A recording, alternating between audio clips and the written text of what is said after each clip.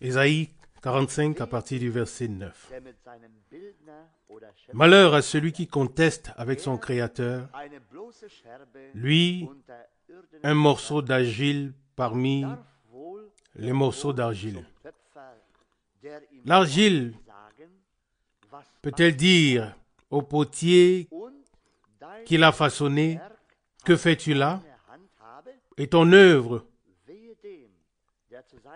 n'a-t-elle pas de forme? Verset 10. Malheur à celui qui dit à son père, pourquoi as-tu engendré des enfants? Et à une femme, pourquoi donnes-tu naissance? Verset 11. Ainsi a parlé le Seigneur, le Saint d'Israël et son Créateur. Consultez-moi au sujet des choses à venir, mes enfants, et laissez en moi l'œuvre de mes mains. Verset 12. C'est moi qui ai fait la terre et qui sur elle a créé l'homme. C'est moi qui ai étendu les cieux et j'ai fait tous leurs astres. Verset 13. Je l'ai réveillé dans sa justice et je veux aplanir tous ses sentiers. Il rebâtira ma ville et délivrera mes captifs, sans rançon ni présent, dit le Seigneur des armées. Jusqu'ici, cette précieuse et sainte parole de Dieu. Je pense que nous ne sommes pas venus ici ce soir, comme nous l'avons lu ici au verset 9, malheur à celui qui conteste avec son Créateur. Nous ne sommes pas venus ici pour constater ou pour nous plaindre contre Dieu. Je pense que nous sommes ici ce soir pour rendre gloire à notre Créateur, notre Seigneur, qui nous a créés et pour l'adorer, pour lui donner honneur. Nous ne pouvons pas contester avec lui car cela ne sert à rien. Il est écrit comme nous l'avons lu, l'argile peut-elle dire à son potier qui l'a façonné, que fais-tu là? Pouvons-nous dire à Dieu qui nous a créés, que fais-tu de nous? Non. Nous devons plutôt dire que tout ce que Dieu a fait et la manière dont il nous a créés est bien fait. Et c'est bien fait. Et nous lui sommes reconnaissants aussi ce soir. C'est pour cela que nous nous réunissons, non pour contester avec lui, mais pour lui rendre gloire et louange et les actions de grâce et adoration. Car nous savons, comme il est écrit, que sa main a tout fait, ce qui est visible et ce qui est invisible, comme le dit Pierre dans ses lettres. Et il nous a aussi créés, chers frères et sœurs. Dans quel but? Pour que nous puissions simplement vivre? Non. Pour louer son saint nom. Voilà le but. Et nous sommes là pour cela. Pas comme les autres hommes qui vivent sans rien savoir de lui. C'est peut-être leur destin, mais nous, en tant qu'enfants de Dieu, nous sommes destinés à rendre gloire à notre Créateur. Et un potier chante, les fleurs le louent par leur couleur, et moi aussi, je veux le louer, le glorifier, le remercier aussi souvent que je peux. Oui, c'est de ça qu'il s'agit. Il n'y a rien de plus beau que de pouvoir se réunir et chanter des louanges à notre Seigneur les uns après les autres. Et quand nous élevons nos voix et nous lui rendons grâce pour tout le bien qu'il nous a fait. Nous n'avons même pas le droit de dire quoi que ce soit, car il est écrit « Malheur » verset 10, à celui qui dit à son père « Pourquoi as-tu engendré des enfants ?» Nous n'avons pas le droit d'élever nos voix et dire « Pourquoi ceci, pourquoi cela ?» Non, ce n'est pas juste devant Dieu. Mais nous savons que tout a été créé par sa parole toute-puissante. Et à lui reviennent l'honneur et l'adoration. Ce soir encore, nous ne voulons pas manquer de le louer et de lui rendre grâce. Il nous a donné le souffle. Il nous a donné la bouche. Il nous a donné tout. À quoi servent ces choses qu'il nous a données? À faire seulement les mauvaises choses? À dire seulement le mal? Je voudrais dire non. Nous, en tant qu'enfants de Dieu, nous devons lui apporter ce qui est bien, et c'est la louange de son saint nom.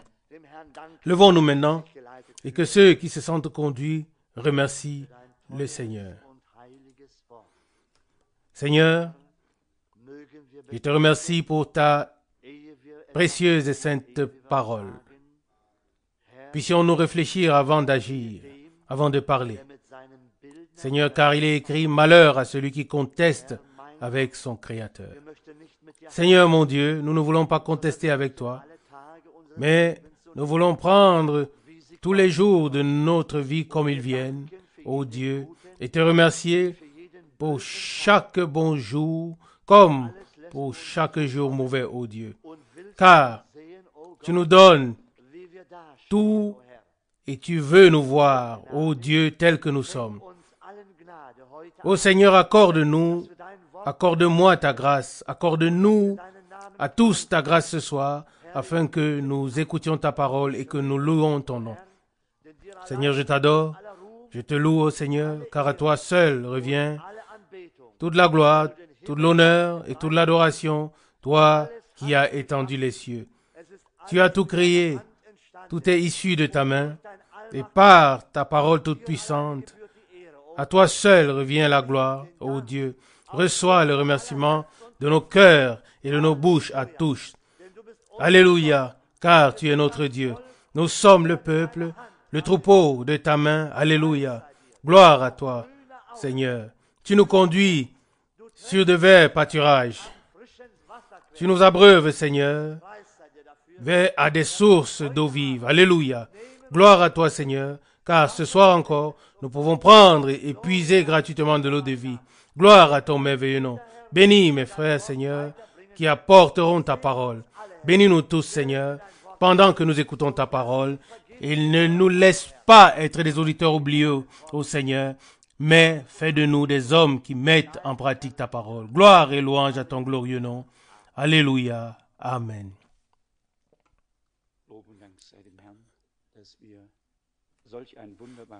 Louange et remerciements soient rendus au Seigneur de ce que nous avons déjà entendu, une parole si merveilleuse.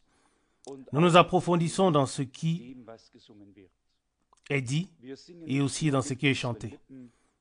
Nous ne chantons pas seulement avec nos lèvres, mais nous y réfléchissons et nous le prenons à cœur. Nous laissons Dieu nous parler par sa parole et par son esprit.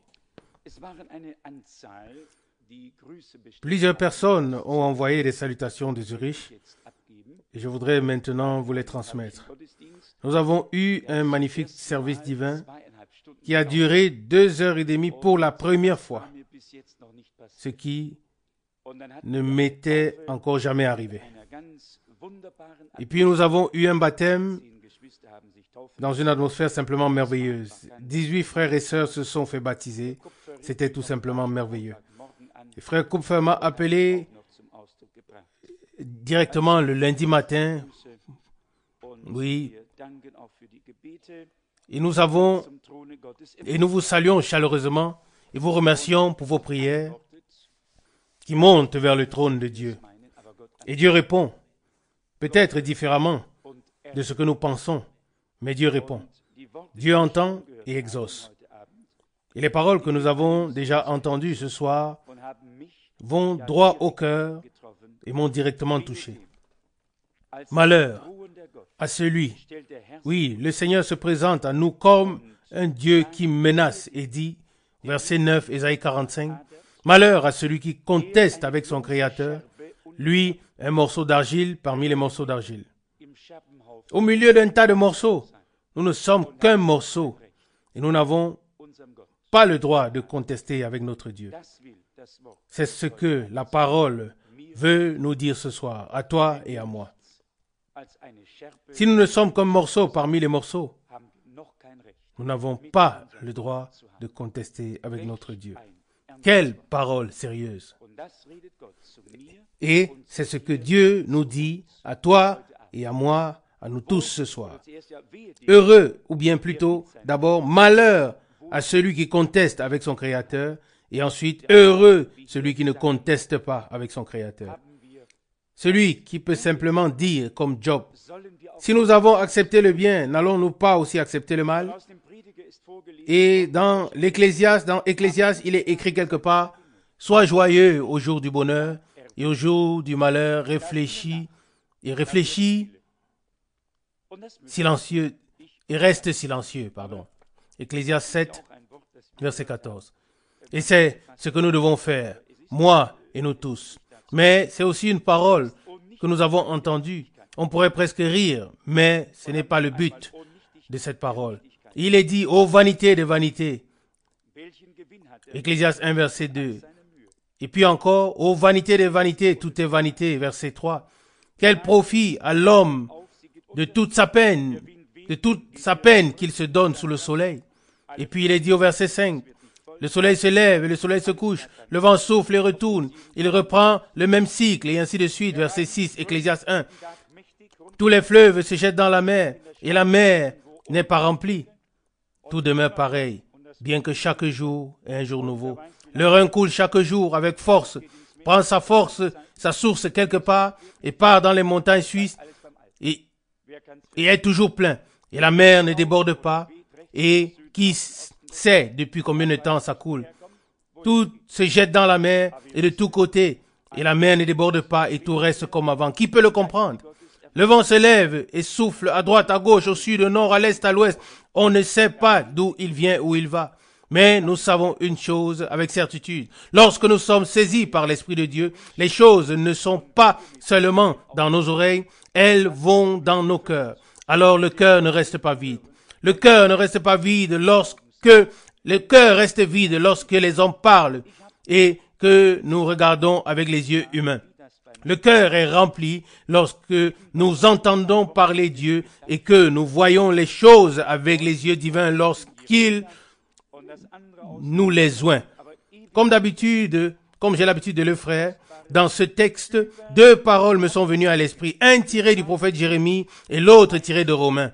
Mais avant de continuer, voici cette parole précieuse, Ésaïe 45, verset 11. Consultez-moi au sujet des choses à venir, mes enfants, et laissez à moi l'œuvre de mes mains. Mes fils, consultez-moi, non pas l'étranger, mais ceux qui appartiennent à Dieu. Les enfants de Dieu interrogent et disent, Seigneur, tu es mon Père, qu'en est-il de ton œuvre? Ne contestez pas avec moi, mais consultez-moi sur les choses à venir. Nous ne pouvons pas nous consulter les uns les autres. Si vous venez à moi, vous recevrez ma réponse. Si vous allez chez Frère Smith, vous recevrez la réponse de Frère Schmidt. Si vous allez à Dieu, vous obtiendrez la parole de Dieu. Et nous devons aller vers Dieu. Mes fils, consultez-moi sur les choses à venir. Et c'est pour cela que nous sommes ici aujourd'hui. Puis cette parole du potier qui m'a terriblement frappé. Verset 9, Ésaïe 45. Malheur à celui qui conteste avec son Créateur. Oui, et si on fait cela tous les 2 jours, qu'est-ce qui se passe alors? Alors, malheur à nous. Malheur. Oh Dieu, aie pitié de nous. Je vais vous lire un passage. Oui. Un passage concernant la grâce, afin que nous ne perdions pas courage. Il est dit au verset 9, malheur à celui qui conteste avec son Créateur, lui qui n'est qu'un morceau d'argile parmi les morceaux d'argile. Cet homme a vu ici un tas de morceaux d'argile, ni plus ni moins. Et il dit dans ce contexte, verset 9, malheur à celui qui conteste avec son Créateur, lui qui n'est qu'un morceau d'argile parmi les morceaux d'argile. L'argile peut-il dire au potier qui l'a façonné, que fais-tu là? Nous lisons la même chose ou quelque chose de similaire dans l'Épître aux Romains, chapitre 9. Paul, conduit par l'Esprit, parle d'abord des promesses de Dieu, d'Isaac et des enfants de la promesse et de la prédestination, puis il termine au verset 13 avec ce sujet. Et au verset 14, il dit, Romains 9, verset 14, « Que dirons-nous donc? Y a-t-il de l'injustice en Dieu? Loin de là. Verset 15. Car il dit à Moïse, je ferai miséricorde à qui je ferai miséricorde et j'aurai compassion de qui j'aurai compassion. Verset 16. Ainsi donc, cela ne dépend pas de celui qui veut, ni de celui qui court, mais de Dieu qui fait miséricorde. Verset 17. Car l'Écriture dit à Pharaon, c'est précisément pour cela que je t'ai fait venir au monde, afin de montrer en toi toute ma puissance et afin que mon nom soit publié sur toute la terre. Verset 18. Ainsi Dieu fait miséricorde à qui il veut et il endurcit qui il veut. Verset 19. Tu me diras alors, comment peut-il alors blâmer? Qui peut résister à sa volonté? Verset 20. Oui, ô homme, qui es-tu pour contester avec Dieu? L'œuvre peut-elle dire à celui qui l'a formé, pourquoi m'as-tu fait ainsi? Verset 21, ou le potier n'a-t-il pas le pouvoir sur l'argile pour faire d'une même masse un vase destiné à un usage d'honneur et un autre à un usage vil? Verset 22, mais si Dieu, voulant manifester sa colère et faire connaître sa puissance, a supporté avec une grande patience les vases de colère destinés à la perdition, et en même temps manifester la richesse de sa gloire envers les vases de miséricorde qu'il a destinés d'avance pour sa gloire. Amen. Mais, particulièrement le thème du potier et de l'argile. Il est dit ici au verset 21, Romains 9, le potier n'a-t-il pas le pouvoir sur l'argile pour faire d'une même masse un vase destiné à un usage d'honneur et un autre à un usage vil? De la même masse, pas d'une autre masse, de la même, du même argile qui est dans ses mains, de la même masse. Et je pense à la question qui a été posée au frère Branham au sujet de l'épouse et de celles qui resteront au sujet de l'Église. Et il dit, vous devez vous imaginer la chose ainsi. Il y a un maître tailleur et il a un grand morceau de tissu. Puis, il pose le patron sur le tissu, il pose le modèle sur le tissu et il découpe. Tout est découpé et ce qui appartient à la chose que l'on découpe selon le patron est ensuite utilisé pour faire quelque chose. Et on en fait un habit ou quelque chose. Mais ce qui reste est la même masse, le même tissu. Mais ce sont des déchets qui sont jetés et ne seront pas utilisés. C'est le même tissu, mais ça ne sert à rien. Le patron est posé sur le tissu. Dieu a une mesure sur terre. Il a un peuple sur terre. Il a posé son patron dessus. Puis, cela a été découpé. Que ce soit l'exemple de nos frères Branham ou que ce soit celui du potier ici, il a le pouvoir de façonner ce qu'il veut à partir de la même masse. Et on ne peut même pas lui dire, Seigneur, que fais-tu là? Il faut, au contraire, le remercier pour ce qu'il a fait. Oui, quand j'y arriverai, oui, ce sera pour moi une aide. L'espoir est pour nous tous. Jérémie chapitre 18, c'est la parole du potier lui-même, où le prophète est envoyé dans l'atelier pour voir quelque chose. Vous savez, les prophètes recevaient soit des images naturelles devant les yeux, soit ils les voyaient dans des visions afin de recevoir un enseignement visuel, puis par inspiration, ils recevaient l'inspiration de ce qu'ils devaient dire. Jérémie chapitre 18 à partir du verset 1. La parole qui fut adressée à Jérémie de la part du Seigneur,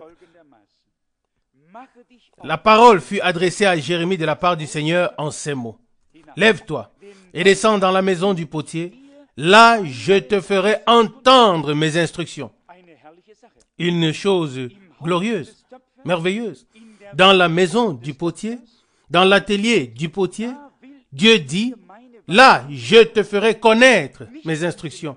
Pas dans un séminaire, pas dans un centre de formation théologique, mais là où le potier travaille avec ses mains. Et j'ai vu cela récemment quelque part. Oui, nous étions récemment, il y a peut-être 1 an, ou peut-être pas, le temps passe si vite, je ne sais même plus, mais nous étions quelque part dans un parc naturel, et près de la sortie, il y avait un homme, peut-être originaire d'Haïti, un homme de couleur noire, et c'était un potier. Que dire? C'était merveilleux.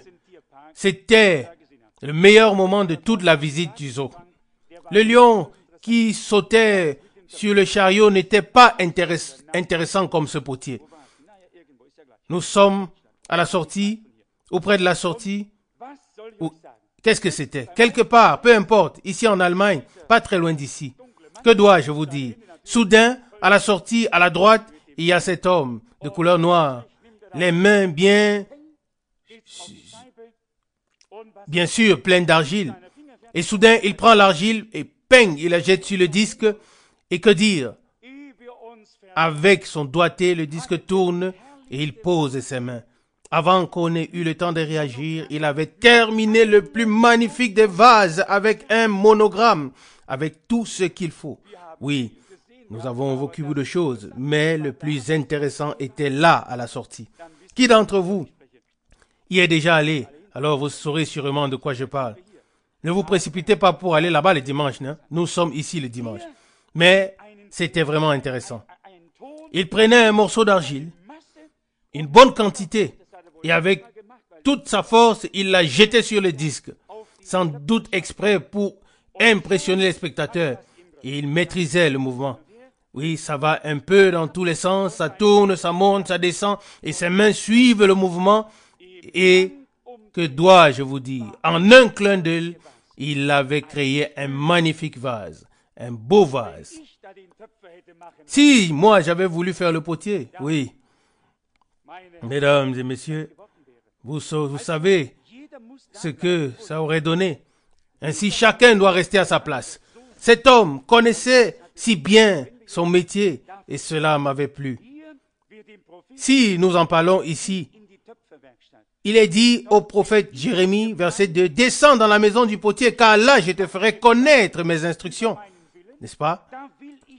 Il ne dit pas réfléchis à ma volonté. Il dit, car là je te ferai connaître mes instructions. Je te parlerai, je te donnerai une leçon pratique, je te montrerai comment faire. Et puis il est dit au verset 3, « Je descendis dans la maison du potier et le trouvai avec un travail sur le tour du potier. » Oui, je l'ai vu. Il était occupé sur le tour du potier. Verset 4. Et si le vase qu'il faisait ne réussissait pas, comme il arrive à l'argile entre les mains du potier. Remarquez la formulation. Ici, ce n'est pas le potier qui semble être responsable, mais l'argile. Comme cela arrive parfois à l'argile. Le potier n'y est plus rien. C'est l'argile qui est responsable. L'argile, la pâte, n'était pas assez molle, assez travaillée pour pouvoir être façonnée correctement. Ainsi, ce n'est jamais la faute de Dieu. Cela ne peut être que ta faute ou la mienne. Et il est écrit au verset 4, « Et si le vase qu'il faisait ne réussissait pas, comme il arrive à l'argile entre les mains du potier, il en refit un autre vase, comme il semblait bon au potier. » Verset 5. Alors la parole du Seigneur me fut adressée en ces termes. Verset 6. « N'ai-je pas le droit d'agir avec vous comme ce potier, maison d'Israël? » Amen. Ainsi parle le Seigneur. Sachez bien que, comme l'argile est dans la main du potier, ainsi vous êtes dans ma main, vous, maison d'Israël. Amen. Nous n'avons pas besoin d'en savoir plus. Ça me suffit. S'il y a des morceaux cassés, c'est le Seigneur qui est le grand potier. Et je le répète, c'est l'argile qui est responsable. C'est à l'argile qu'il faut attribuer la responsabilité et non au potier si le vase n'est pas tout à fait bien formé. Je l'ai vu. Quand la matière est encore fraîche, elle peut être jetée avec force sur le tout. Et ce n'est plus, et ce n'est plus un vase, mais c'est à nouveau une masse informe. Avec nous, il ne resterait que des morceaux, mais avec le Seigneur, il y a une nouvelle masse et il peut alors remodeler, refaçonner. Vous, maison d'Israël, vous êtes comme l'argile dans la main du potier. N'ai-je pas le pouvoir de façonner? N'ai-je pas le pouvoir de faire ce que je veux? Réussira-t-il vraiment à faire de toi et de moi un vase de gloire? Dieu a parlé à cet homme et par la première parole, il nous a aussi parlé. Malheur à celui qui conteste avec son Créateur. Oui, vous savez que cela va très vite. Nous ne sommes que des êtres humains. Et qu'est-ce qu'il est écrit? Heureux celui qui ne pêche pas avec ses lèvres. Et on est très vite en train de contester Dieu et soi-même. Mais les deux ne mènent à rien. Dans la foi, nous levons les yeux vers Dieu. Nous prenons la parole de sa main. Avec son aide, nous ne voulons pas contester, mais avec lui, mais ni avec lui, ni avec notre destin, mais lui faire confiance. Tout comme Israël était de l'argile dans sa main, l'Église est de l'argile dans sa main pour être façonnée. Et si l'argile ou le vase ne réussit pas, il a le pouvoir de faire de ce vase quelque chose de merveilleux selon sa volonté et selon son bon plaisir. Que Dieu bénisse pleinement cette parole dans nos cœurs et qu'il l'accomplisse comme il l'a voulu. Amen. Amen. Toujours fidèle à Jésus, toujours fidèle à lui, fidèle à sa croix, jusqu'à ce que nous rentrions chez nous. Toujours fidèle à Jésus, toujours fidèle à lui, fidèle à sa croix, jusqu'à ce que nous rentrons chez nous. Louange et remerciements, frère Rousse. Nous sommes reconnaissants à Dieu pour toutes ses pensées merveilleuses et pour la parole précieuse qui nous a été donnée. Personnellement, un verset m'a encore frappé dans Romains 9, c'est le verset 24, et je voudrais la lire. Ensuite, nous allons rendre gloire à notre Créateur de tout notre cœur. Il est dit, Romains 9, verset 24, « En tant que des vases de miséricorde, il nous a appelés non seulement parmi les Juifs, mais aussi parmi les païens. » Ça, c'est quelque chose de merveilleux. Frères et sœurs, nous pouvons nous joindre à ce que l'Écriture dit ici, car l'Écriture ne donne pas de vaines paroles. Et Paul, à son époque, pouvait dire, nous le savons, nous l'avons lu, que ce n'est pas de nous que cela vient, mais que c'est Dieu qui fait ce qu'il veut. Il fait miséricorde à qui il veut.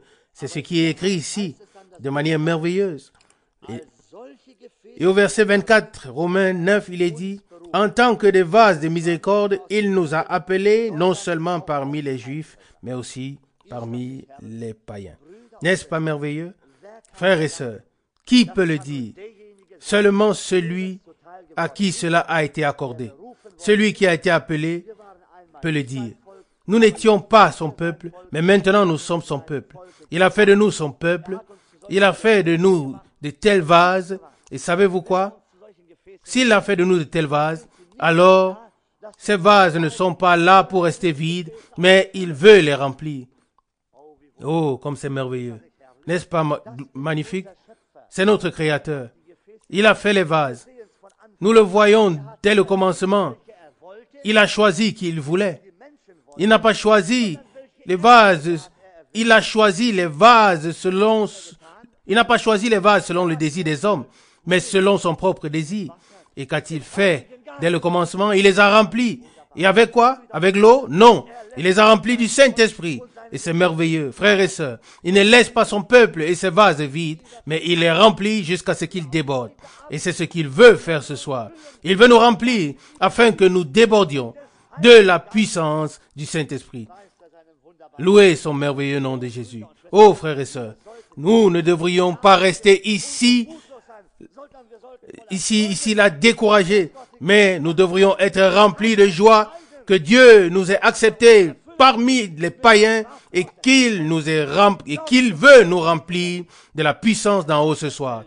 Croyons-le nous de tout notre cœur. Il est encore le même. Il fait encore la même chose aujourd'hui. Et nous sommes si heureux de pouvoir lever les yeux vers lui et être pleins de confiance. Frères et sœurs, ne laissons pas nos cœurs se décourager. Ne laissons rien dans nos cœurs, mais laissons tout derrière nous. Élevons les yeux vers celui qui nous a appelés. Nous, celui qui nous a choisis et qui nous a créés pour la gloire de son nom. Ce n'est pas nous qui nous sommes appelés nous-mêmes. Ce n'est pas nous qui nous sommes créés nous-mêmes. C'est lui qui l'a fait. N'est-ce pas merveilleux? Gloire et honneur à son glorieux nom. Nous avons maintenant toutes les raisons d'ouvrir notre bouche et notre cœur. Vous savez, si les hommes se réjouissent déjà tant dans ce monde, je vous dis que ce n'est rien du tout, car cette joie de la terre est éphémère. Mais nous qui avons vraiment de quoi nous réjouir, je vous le dis, comment ne pourrions-nous pas déborder de joie? Comment nos cœurs et nos bouches pourraient-ils ne pas déborder de louanges et de remerciements? N'est-ce pas? Oui, bien sûr. Pensons à tout le bien que Dieu nous a fait. Rien que le fait que nous puissions être son peuple, ses élus. Il a fait de nous ses filles et ses fils, ses saints et ses bien-aimés. Et ainsi, nous pouvons maintenant nous réjouir et lui rendre gloire. Levons-nous maintenant pour adorer. Nous te rendons grâce, ô Dieu, pour cette heure de grâce au Seigneur. Nous te rendons grâce de pouvoir remercier. Nous te rendons grâce de nous avoir acceptés, d'avoir eu pitié de moi, ô Seigneur. Ô Seigneur, toute la gloire, toute la louange et tout l'honneur te revient, ô Seigneur, car tu es le potier. Seigneur, nous ne sommes que l'argile. Des morceaux parmi les morceaux, ô Seigneur. Mais tu nous as acceptés, ô Dieu. Que ton nom est merveilleux et glorieux. Seigneur, toi qui trônes dans la gloire. Mais toi qui n'es pas loin, Seigneur, tu es aussi au milieu de ton peuple. Tu es là, Seigneur, là où l'on élève ton saint nom. Alléluia, tu es parmi les tiens qui te louent, Seigneur, qui élèvent ton nom, Seigneur. Tu es notre Dieu, alléluia. Seigneur, tu nous donnes de nouvelles forces. Tu nous donnes un nouveau courage, Seigneur, pour te louer et pour te glorifier, Seigneur. Alléluia. Si nous ne le faisons pas, Seigneur, qui le fera? Mais Seigneur, tu as dit que tu voulais te préparer un peuple qui t'offrirait louange et gloire, Seigneur. Alléluia. Seigneur, tu le sais, je te l'ai dit. Seigneur, je veux te louer tant que j'aurai encore le souffle en moi. Et chanter ton nom, Seigneur, tant que je serai ici sur terre. Accorde-moi ta grâce pour pouvoir le faire, Seigneur. Alléluia, alléluia, louange, grâce, honneur à toi, Seigneur. Bénis tout ton peuple partout sur la terre, Seigneur. Partout où tes enfants sont dispersés, Seigneur. Ô Dieu, nous te le demandons. Bénis aussi, Seigneur, le week-end, lorsque nous nous réunirons. Bénis partout, ô Dieu, même à Zurich. Bénis aussi ton peuple Israël, ô Dieu. Bénis partout, Seigneur, là où ton peuple se trouve, ô Dieu. Telle est notre prière et notre supplication dans le précieux nom de Jésus. Sois avec nous maintenant quand nous allons nous séparer, Seigneur. Bénis nos maisons, Seigneur, nos familles, ô Dieu. Ô Seigneur, tu peux tout transformer. Tout est possible, ô Seigneur. Nous te louons, nous te rendons gloire à toi seul, dans le précieux nom de Jésus. Alléluia. Amen. Amen.